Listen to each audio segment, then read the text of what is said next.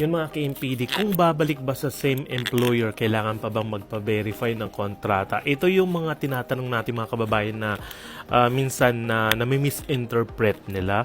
So pag-uusapan natin yan. So ito yung tanong ni kabayan, kapag pabalik-balik ka po sa same employer, need pa po ba verification ng contract? Please let me know. Okay. Ganito kasi, sabi nila, pag babalik ka sa same employer, no need to verify. Kung uwi ka naman talaga at magbabakasyon ka, same employer naman talaga ang babalikan mo, di ba? Siya pa rin. Joke. Okay? Babalik ka pa rin talaga sa same employer unless kung may new company ka. But ganito guys, kung kayo po ay hindi na-verify ang kontrata, babalik at babalik ka sa same employer, kailangan nyo magpa-verify ng kontrata. Especially sa mga nag-change company or tourist to employment, or kung kayo ay sa Qatar to or Bahrain to Saudi, nag-Dubai, din nakahanap ng work, kailangan yung magpa-verify ng kontrata at OWA membership. Magpapa-verify ka, oo, babalik ka sa same employer. Talagang babalik at babalik ka talaga sa same employer. So, kung hindi ka na-verify, magpa-verify. Ngayon sa kay kabayan naman, sabi niya is pabalik-balik na daw siya.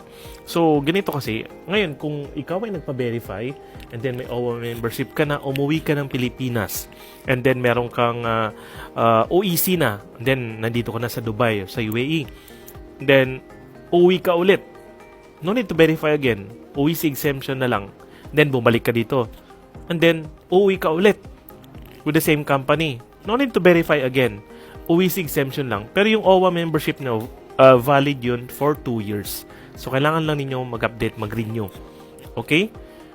So, now, bumalik ka na naman dito. Pangatlo, pangapat na beses mo, nag-renew ka with the same company. Wala namang binago, di ba? Same company, same employer. Uwi ka ulit. No need to verify. Okay? No need to verify. OEC exemption na lang. Kasi pabalik-balik ka na with the same employer. Okay? So, yung iba na hindi pa na-verify, oo, babalik po kayo sa same employer. Pero kung hindi kayo na-verify, magpa-verify muna kayo ng kontrata. So, I hope malinaw po yun. I'm sure may mga tanong po kayo dito kung paano magpapa-verify, anong mga requirements sa verification ng contract. Please don't forget to follow me. Pag na-follow nyo po, pa-check nyo po yung ibang videos ko, maaaring makatulong, ha?